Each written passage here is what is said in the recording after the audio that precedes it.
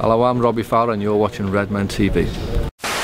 Hello, welcome to Redmen TV. It's the Uncensored match build-up show. Liverpool travel to the Stadium of Light to face off against Sunderland, Gus Poyet's men.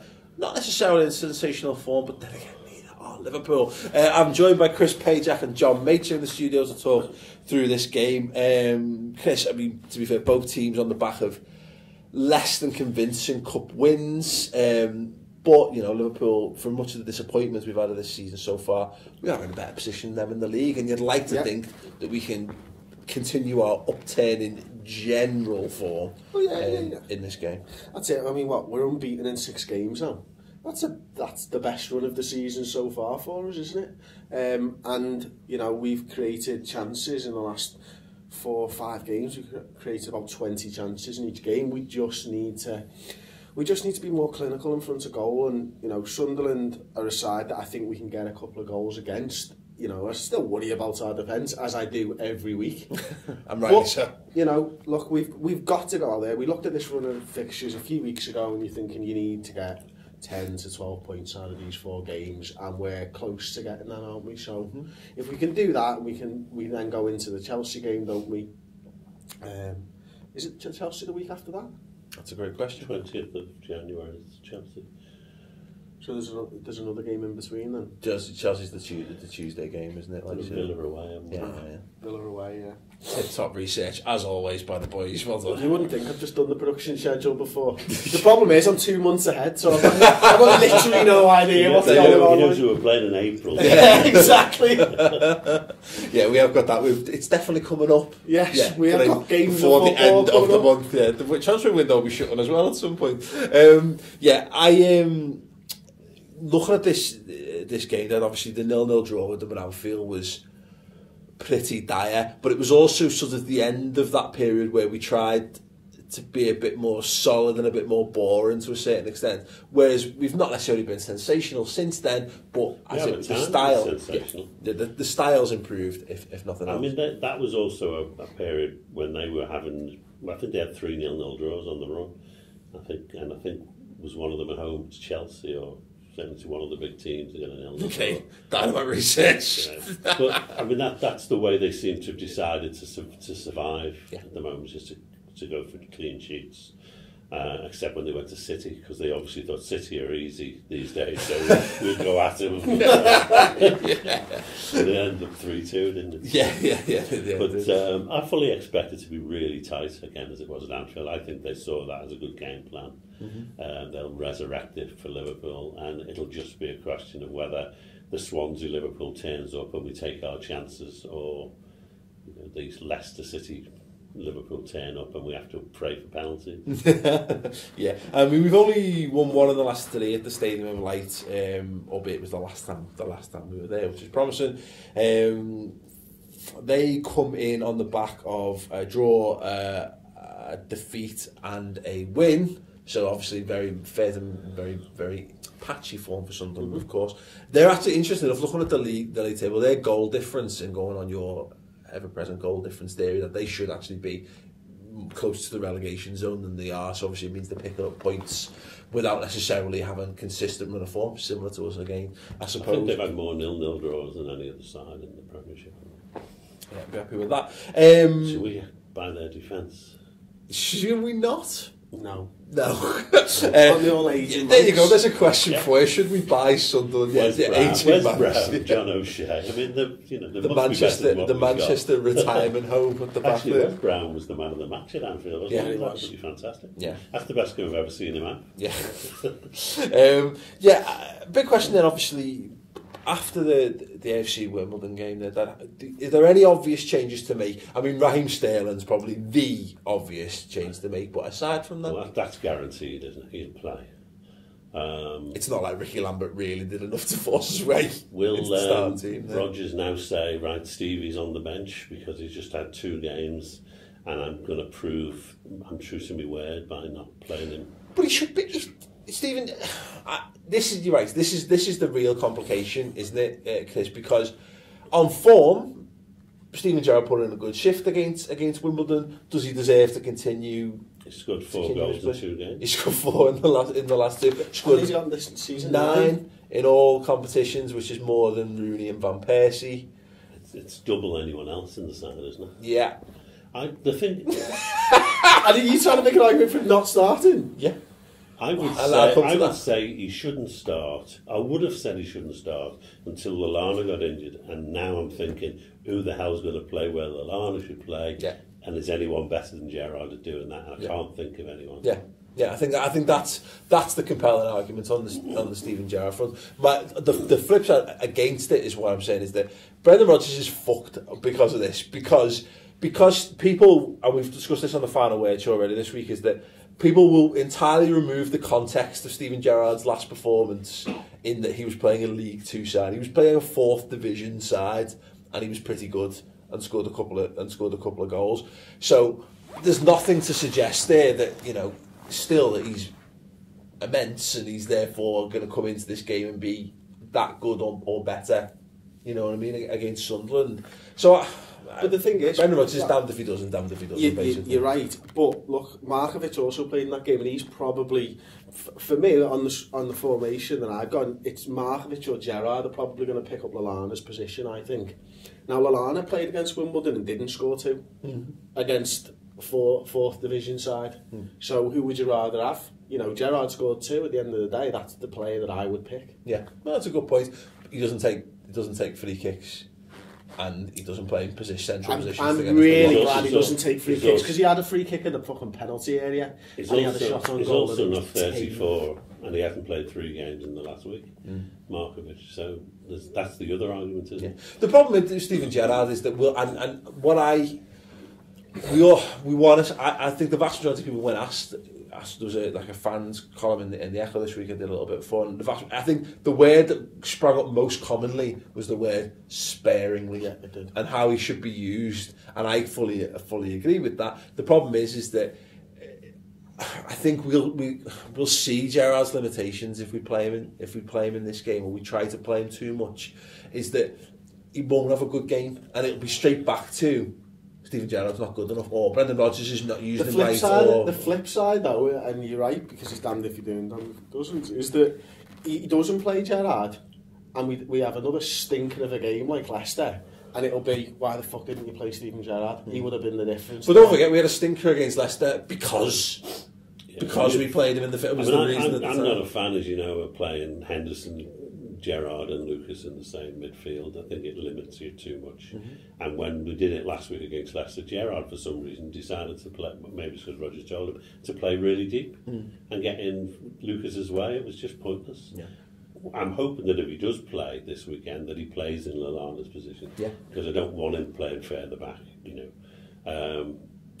I'd hate to think that Rodgers will say, I need 2 holding midfield players, and it's Lucas and Gerrard, because they're always awful. Yeah, oh no, absolutely. I can only think of one game where they weren't awful together, and it was Spurs, and they did like a tandem job, Mark and Bale, and there was one moment where Bale just left them both for dead, and they kind of looked at each other like, fuck. So glad he's going to Madrid. Look, I've really not got a problem with Gerrard starting if he's going to start behind Sterling. Say that's fine. It's just that the problem, the fact that he's leaving hasn't changed the fact that his legs aren't there, and he's not. He can't. I think we've seen enough this season to suggest that we're asking too much if we expect him to be amazing in this game as well as Sunderland. But have we got the options there available to us because of injury to rotate? Perhaps not. So he's probably going to have his hand forced to a certain extent on it anyway. Let us know in the comments below. I mean, does Steven Gerrard definitely start for you?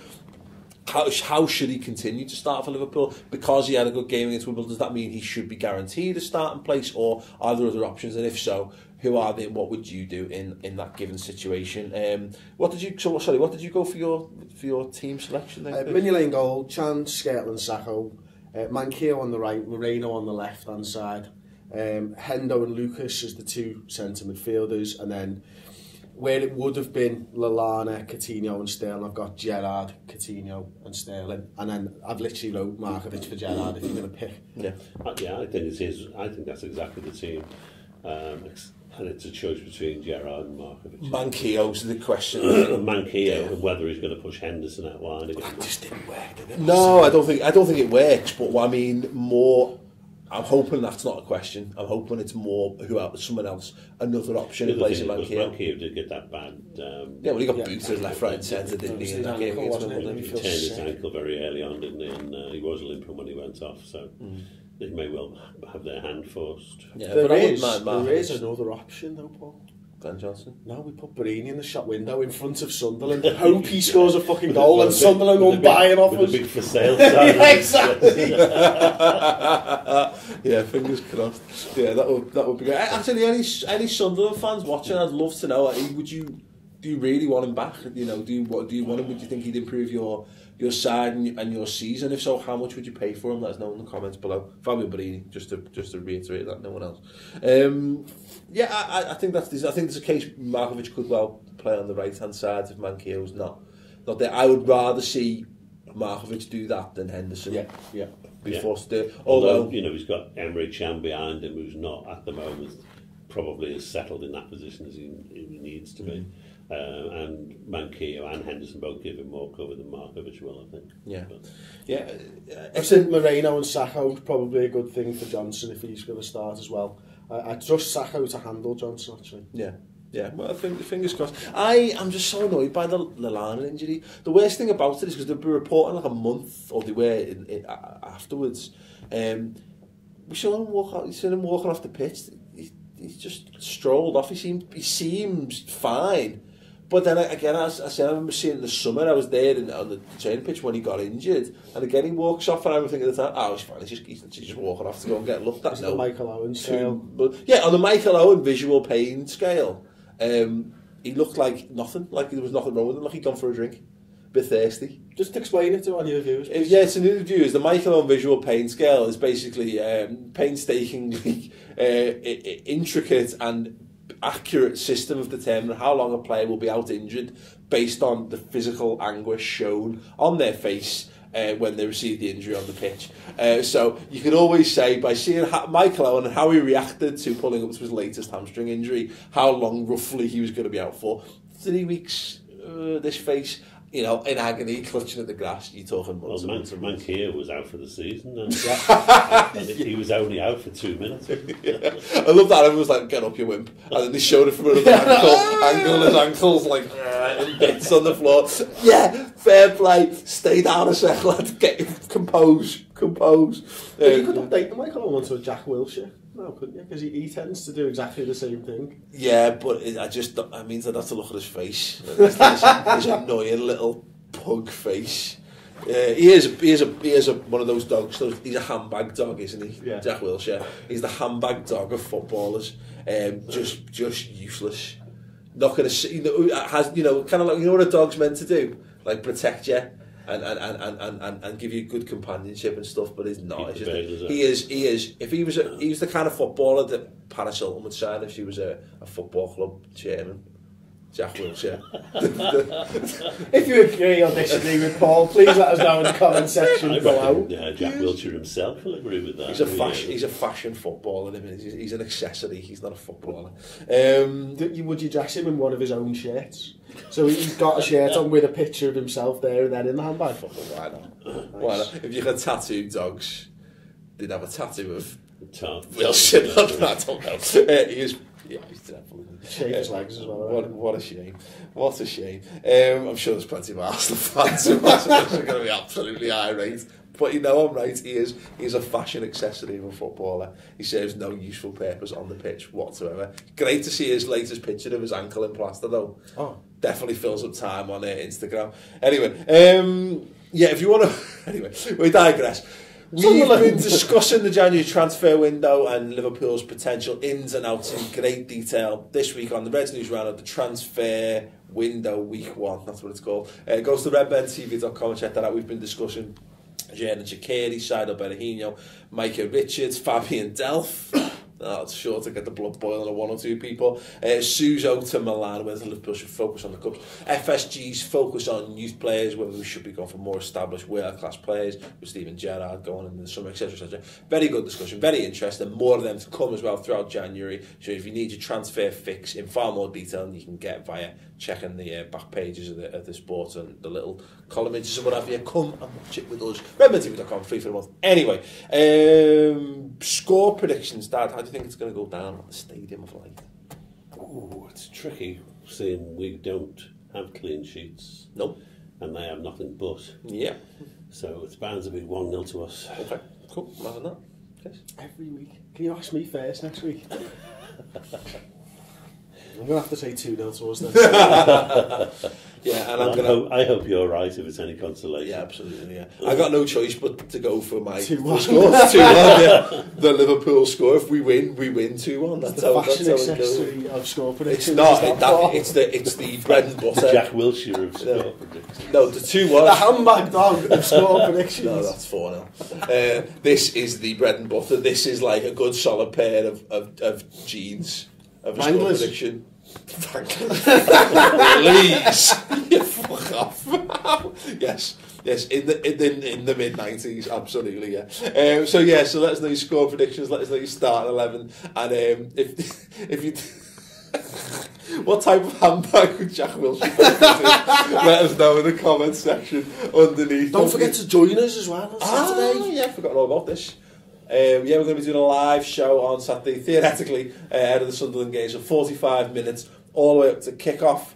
Join us there, we're going to be back at half-time as well. And... tweet us your pictures of the handbags for Jack Wilshere, we'll get them involved in the show. No, what else have you forgotten? Oh, fuck knows. Because you forgot it. Yeah. Monday. Yes. We are doing a show with Merseyside branch of the official Liverpool Supporters Club Merseyside branch, and John Aldridge is going to be involved in the show. Yeah. Think question time meets a Liverpool Supporters Club, meets Redmen, meets a little bit of talk about Jack Wilshere and handbags and all that type of fucking shit. None of that. Basically, because you failed to... You were meant to have... I know. Basically, we're doing a live show from the Sandon in Liverpool, just outside Anfield, with the Merseyside official Liverpool Supporters Club. John Aldridge is going to be in attendance. He's going to be on the show. So do come down. It's 7:30, free parking available and disabled access. Whoop, whoop. Yeah, there you go. Ramps and shit. Not for playing on. There's going to be special guests on the night, including John Aldridge. Like skateboarders. Like. No. Well, what am I going to ollie, Chris? What am I going to grab? Mate, get on this. There's a raffle. Of course there is. There's a fucking raffle with special LFC prizes and a cash prize quiz, which actually is hell fun. It was actually good. Is there any fee to get in or anything? Yes, members and non-members are welcome. Membership costs just £5 for the season, plus £1 entry, or £2 entry for non-members. So come down, because there's going to be seats available, so you'll be able to get involved in the filmed as live show that is Redmen. Yeah, it'd be a good. We're going to be discussing things like how they're reclaiming the Anfield atmosphere and whatever. We've got John Aldridge. We're going to pick his brain on some of the moments of Liverpool past, talking about Liverpool transfers and what have you. Live in the room, so if you're in the Liverpool area, if you've got nothing to do on Monday night, if you fancy travelling up for it, do it. The Sandon pub, as Chris says, from 7:30 on Monday. Redmen TV, live and in your face. It's probably better than £2. Yeah, just £2 for it. Just come along. You've lost more running for the bus. We haven't used that one in ages. No, anyway, come down. It's going to be good. If not, obviously we're going to be free month. We're going to exactly. Yeah. The money that you're saving on your free month, come and spend it and see us in the flesh. Hell abuse if you don't like us. But just come in and anyway, look. The point is, we're going to be. You're going to get a lot of fucking Arsenal fans travel up for it now. Jack Wilshere throwing handbags at us while we're on the fucking stage. Jack Wilshere sat on his dad's shoulders, knocking on the door, trying to get in.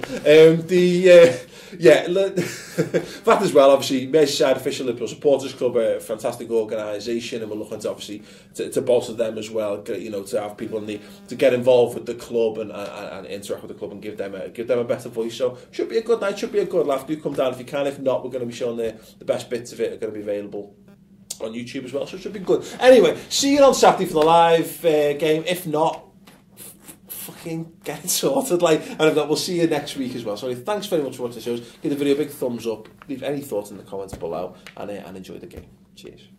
January transfer window is of course open. We're going to be bringing you regular updates on the players being linked in and linked out of Liverpool, but we want to know your thoughts on which players we should be focusing on in the coming weeks. Obviously being linked to the likes of Gerrard and Shaqiri. Will they make a move for Divock Origi? Is the likes of Sousa going out? Where's Barini going to be playing his football in February, etc, etc.